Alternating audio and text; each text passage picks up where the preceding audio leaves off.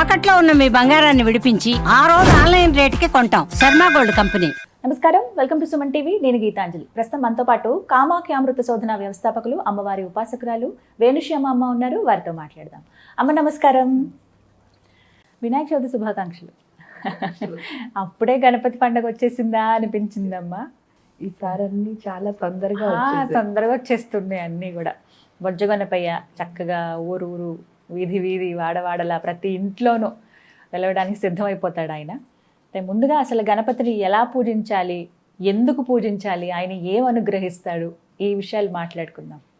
గణపతిని ఎందుకు పూజించాలి ఫస్ట్ చెప్పుకుందాం. ఎందుకు అంటే మొదటగా ఆయనకే గణాధిపత్యం ఇచ్చి పీట వేశారు. పీట వేసి ఆయన్ని ఎందుకు పూజించమన్నారు అంటే మీకు లలితా సహస్రంలో చెప్పారు. ఏమని? బండాసురుడు ఎప్పుడైతే బుర్రలోకి వచ్చాడో, బుర్రలోకి వచ్చేసరికి ఇక్కడ ఏమైంది అంటే మన్మధుడిని బూడిద చేసినప్పుడు ఆ బూడిదలోంచి తమోగుణం ఏదైతే ఉందో అదే బండాసురుడు. అంటే ఇక్కడ మన్మధుడు ఏం చేస్తున్నాడు అని అంటే మనలో ఉన్న క్రియేటివిటీని పెంచుతున్నాడు. ఎట్ ది సేమ్ టైం బండాసురుడు అంటే మరి ఆపోజిట్ కదా. ఏమైంది అంటే మనలో ఉన్న మందబుద్ధిని పెంచుతాడు. బండాసుర అంటే అర్థం ఏమిటి? మనలో ఉన్న మందబుద్ధి అని. అప్పుడు ఫస్ట్ అమ్మవారు ఎవరిని తీసుకొచ్చింది అంటే కామేశ్వర ముఖాలోక కల్పిత శ్రీ గణేశ్వర. ఆ గణేశ్వరుడిని ఎందుకు తెచ్చింది అని అంటే ఇక్కడ ఈ మందబుద్ధి పోవాలంటే మన లోపల సూక్ష్మ బుద్ధి అంటే స్పీడ్గా పనిచేసి వేగవంతమైన బుర్ర రావాలి.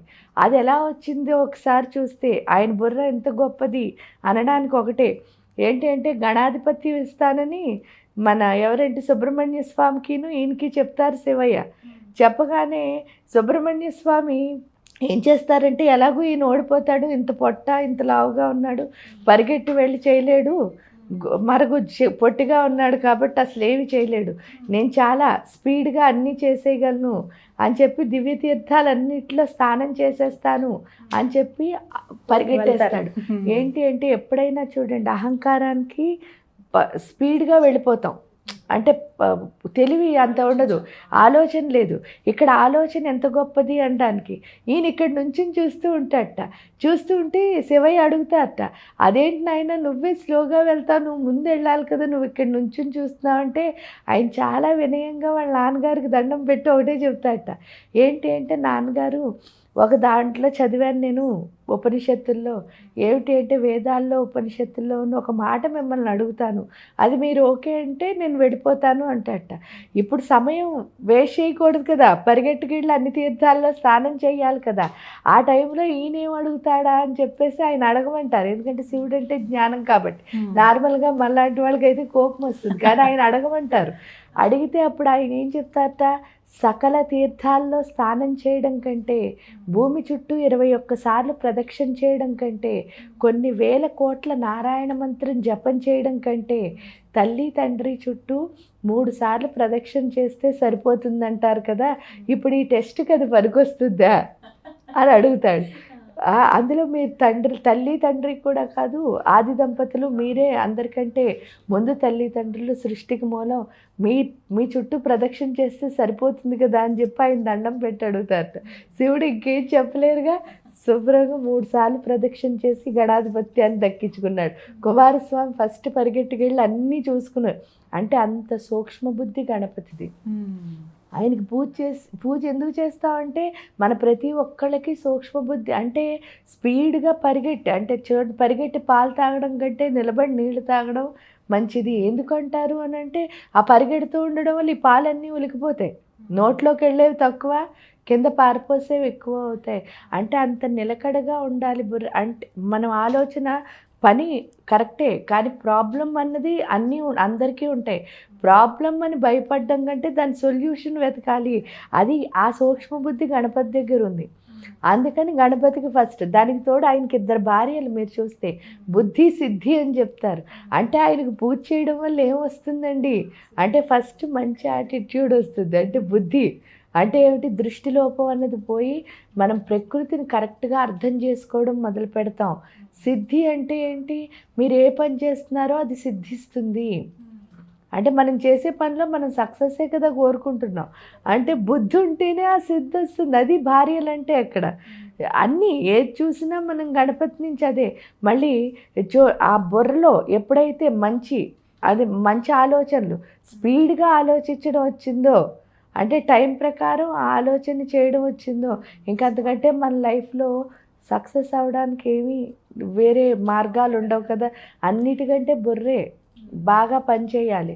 శరీరం ఎలా ఉంది, నేను ఫాస్ట్గా పరిగెట్టగలనా, స్లోగా పరిగెట్టగలనా, వీటన్నిటికంటే మన ఆలోచన ఎంత స్పీడ్గా ఉంటుందో అంత బాగా మనం ముందుకు వెళ్తాము. అది గణపతి నుంచి నేర్చుకుంటాం. దానికి తోడు ఏంటి అంటే ప్రతి పూజలోనూ కూడా మొదటగా గణపతిని పెట్టడానికి కూడా కారణం ఏమిటి అని అంటే, మీరు ఈవెన్ గణపతి పూజ చేసినా ఫస్ట్ పసుపు వినాయకుడిని పెట్టి మనం పూజ చేయడం అలవాటు ఉన్నది. అది ఎందుకు అని అంటే, ఆయన చూడండి నలుగుతో వచ్చాడు. అంటే ఈ దేహానికి పట్టిన మురికి వదిలించేవాడే గణపతి. ఈ దేహానికి ఏం మురికి పట్టింది అంటే నేను అన్న మురికి ఎంత ఉంటుందో అక్కడ మెయిన్ పూజ ఉంటుంది చూసారా. ఇప్పుడు సత్యనారాయణ వ్రతానికని వెళ్తాం. సత్యనారాయణ వ్రతానికి వెళ్ళినప్పుడు వాళ్ళు పూజారి గారు అక్కడ కథలు చెప్తూ ఉంటారు. అవి మనం వినకూడను అన్నట్టు ఎవరికి వాళ్ళు మాట్లాడేసుకుంటూ ఉంటారు. అంటే పూజకి ఎందుకు వెళ్ళాను అసలు? ఒకసారి ఆలోచిస్తే ఏ పూజకి వెళ్ళినా సరే, ఎగ్జాంపుల్గా సత్యనారాయణ వ్రతం అని చెప్పా, మనం ఏ పూజకి వెళ్ళినా సరే ఫస్ట్ చేయకూడదు ఏంటి అంటే మాట్లాడడం. ఎందుకంటే దీన్ని ఎప్పుడైతే ఆపుతామో ఇది ఆటోమేటిక్గా దేంతో కనెక్ట్ అవుతుంది, అక్కడికి వెళ్ళిన పూజతో.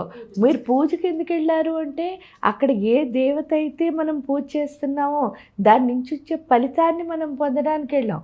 మరి నేను అనుకుంటూ ఈ పక్క వాళ్ళతో అన్నీ చూడండి ఇది బాగుందా అది బాగుందా మనం అన్నీ అక్కర్లేనివన్నీ మాట్లాడుతున్నాం. ఆడంబరాలు మాట్లాడడంలో అసలు వెళ్ళిన పని మనం ఏం చేసాం? వదిలేసాం. ఇక్కడ గణపతి పూజ చేయడానికి కూడా కారణం ఏమిటంటే, గణపతి ఏం చేస్తున్నాడు, మన శరీరానికి పట్టిన ఇంప్యూరిటీని వదిలించి, నేను అన్నదాన్ని వదిలించి నువ్వు దేవుడితో కనెక్ట్ అయ్యి ఆ ఫలితం పొందే స్థితి అన్నది గణపతి వల్ల వస్తుంది. అందుకే నలుగుపిండికి ప్రాణం పోసి వాడి పేరు గణపతి అని చెప్పడానికి రీజన్.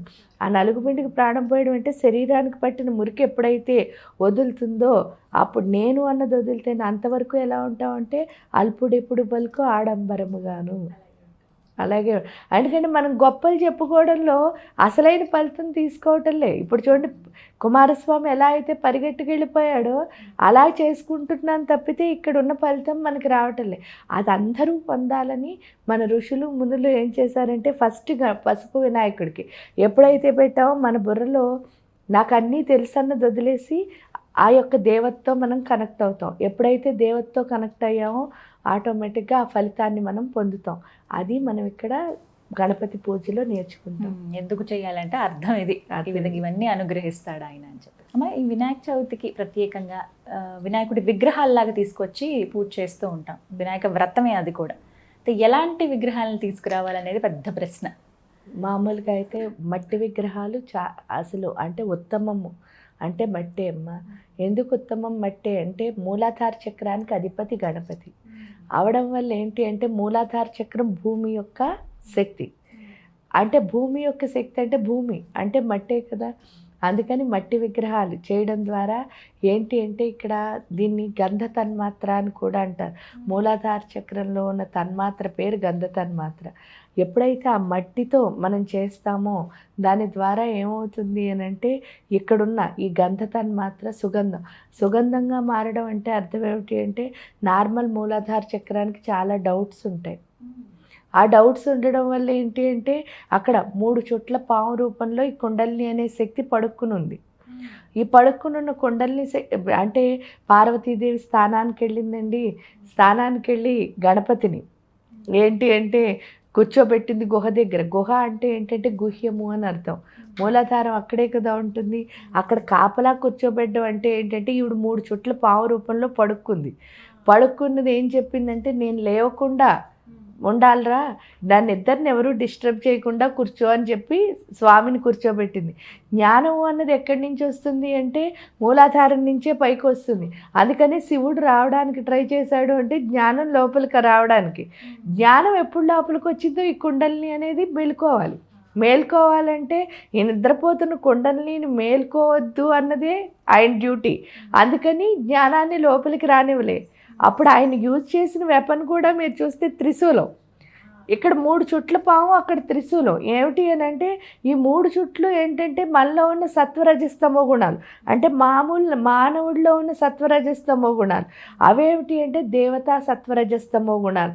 ఈ వీటికి తేడా ఏంటంటే ఇవి ఎప్పుడు స్వార్థంగా నేను అన్నదానికే ముడిపడి ఉంటాయి. ఈ తమో గుణం ఏమంటుంది, నేను అలసిపోయాను పడుకోవాలి అంటుందిట.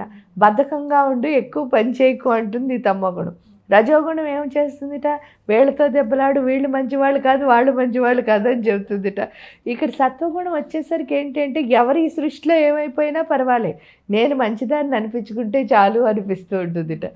ఇక్కడికి వచ్చేసరికి ఈ తమో గుణం ఏం చెప్తుంది అంటే ఇక్కడ నిద్రపో అన్న ప్లేస్లో ఎప్పుడూ లేచే ఉండాలి అని చెప్తుందిట. ఇక్కడ బద్ధకంగా ఉండు అంటే ఇక్కడ ఎప్పుడూ పనిచేస్తూ ఉండని చెప్తుందిట. ఇక్కడికి వచ్చేసరికి రజోగుణం ఏంటి అంటే వీళ్ళతో దెబ్బలాడు వాళ్ళతో దెబ్బలాడు అన్నది కాస్త వదిలించేసి ఏం చెప్తుందిట అంటే ఇవి కూడా నీలాంటి ప్రాణాలే, వీటితో ఎందుకు నీకు గొడవ, పెద్ద ప్రాబ్లమ్స్ ఉన్నాయి, వాటన్నిటినీ సాల్వ్ చెయ్యని చెప్తుంది ఈ రజోగుణం. అంటే ప్రపంచానికి బోల్డని ప్రాబ్లమ్స్ ఉన్నాయి కదా, వాటిని సాల్వ్ చేస్తే సరిపోతుంది. ఇంక ఇక్కడికి వచ్చేసరికి ఈ సత్వగుణం ఏంటంటే నువ్వు మంచిదాన్ని అనిపించుకోవడమే నీ లక్ష్యం కింద మారిపోతుంది. ఈ సత్వగుణం ఏమిటంటే నువ్వు మంచి అనిపించుకున్నా అనిపించుకోకపోయినా పర్వాలేదు కానీ నువ్వు మంచి చెయ్యి అని చెప్తుందిట. సో అంటే ఏంటి అంటే ఈయన ఏం చేశాడు, ఆ త్రిశూలం తీసుకుని వీటిని కాస్త ఈ దేవతా సత్వరజస్తమో గుణాల కింద మార్చారు. ఎప్పుడైతే మారాయో అప్పుడు కుండలిని అనే శక్తి ఏమవుతుంది అంటే జాగృతం అవుతుంది. జాగృతం అయితే ఇక్కడ ఏంటి అంటే మూలాధార స్వాదిష్టాన చక్రాలు మధ్య రెండింటికి ఒక లింక్ ఉంటుంది. దాని పేరు బ్రహ్మగ్రంథి అని పిలుస్తారు. అందుకే మీకు మూలాధారాంబుజారూఢ అది బ్రహ్మగ్రంథి విభేదిని అని చెప్తారు కదా. ఆ బ్రహ్మగ్రంథి విభేదిని ఏదైతే ఉందో ఆ బ్రహ్మగ్రంథి విభేదన అన్నది అక్కడ జరుగుతుంది గణపతి సాధన ద్వారా. ఎప్పుడైతే బ్రహ్మగ్రంథి విభేదన జరిగిందో నేను అసలు ఈ భూమి మీదకి ఎందుకు వచ్చాను, పర్పస్ ఆఫ్ లైఫ్ అంటారు చూసారా, ఆ సృష్టి రహస్యం అన్నది ఎవరైతే మనకి తెలియచేస్తారో ఆయనే గణపతి. అందుకే డౌట్స్ అన్నీ క్లియర్ అవుతాయి, డెస్టినీ అన్నది క్రియేట్ అవుతుంది. డెస్టినీ అంటే నేను ఎందుకు వచ్చాను ఈ భూమి మీదకి, లైఫ్ పర్పస్ అన్నది తెలుసుకుంటాం గణపతి పూజ ద్వారా. అందుకని మొదటగా గణపతిని ఎందుకు చేయమన్నారంటే మనం ఇక్కడికి ఎందుకు వచ్చామో మనం తెలుసుకోవడమే మన మొదటి పని, తెలియటానికి. మరి ఆ రోజున ఎలా అమ్మ వ్రతగా మామూలుగా ఎప్పుడు చేసుకునేటట్టుగానే వ్రతం ఆచరించుకోవచ్చు కదా. మట్టి విగ్రహం అయితే శ్రేష్టం అని చెప్పు. అన్నిటికంటే శ్రేష్టం మట్టి విగ్రహం, ఎందుకంటే భూమితో సంబంధం ఉన్నది కాబట్టి. ఎటువంటి ప్రసాదం వారికి సమర్పించాలి? మన నైవేద్యంగా మోదకాలు ఇస్తారు కదా, అంటే ఉండ్రాళ్ళు. ఈ ఉండ్రాళ్ళు పెట్టడానికి కూడా కారణం ఉంది. ఎందుకు అంటే మూలాధార అంటే మానవుడికి ఉన్న ఒక లక్షణం ఏమిటి అంటే మొండితనం అని ఉంటుంది. అందరూ నా మాటే వినాలని ప్రతి ఒక్కళ్ళకి ఉంటుంది. అంటే అందరూ నా మాటే వినాలి అని ఒక కమాండ్ అందరికీ ఉంటుంది. ఉండడం వల్ల ఏమవుతుంది అంటే 2 ప్రాణాలు ఒకటే కదా, ఎవరు ఒకళ్ళ మాట ఒకళ్ళు విరగొడ్డ అయిపోతున్నాం. ఏడుకు వచ్చేసరికి ఆ మోదకాలు ఎందుకు ఇస్తామంటే ఆ మొండితనాన్ని వదిలేయమని. ఎప్పుడైతే మొండితనం వదిలేసామో ఏంటంటే నేను ఎవరిని కమాండ్ చేసి నా చుట్టూ తిప్పుకోలేను, ఒకే ఒక త్రోవ ఉంది, అదేమిటంటే ప్రేమించడమే అని తెలుస్తుంది. అందుకనే ఈ ఉండ్రాళ్ళు ఇవ్వడానికి కూడా అందరినీ ప్రేమించాలి అని తెలుసుకోవడం. ఎందుకంటే ప్రేమతో తప్ప ఎవరు మనతో ఉండరు, కమాండ్ చేస్తే ఎవరు ఉండరు, కంట్రోల్ చేస్తే ఎవరు ఉండరు అని అర్థమయ్యేటట్టు చేస్తాడు కాబట్టి ఆ ఉండ్రాళ్ళని నైవేద్యం కింద సమర్పిస్తారు. చక్కగా వివరించారమ్మా. ఇవి సమర్పిస్తే ఖచ్చితంగా ఆయన అనుగ్రహం ఉంటుంది. ముందుగా అసలు ఆయన అనుగ్రహం ఉంటే ఎలాంటి విఘ్నాలు కూడా ఉండవు అని అంటారు కదా. ధన్యవాదాలమ్మా.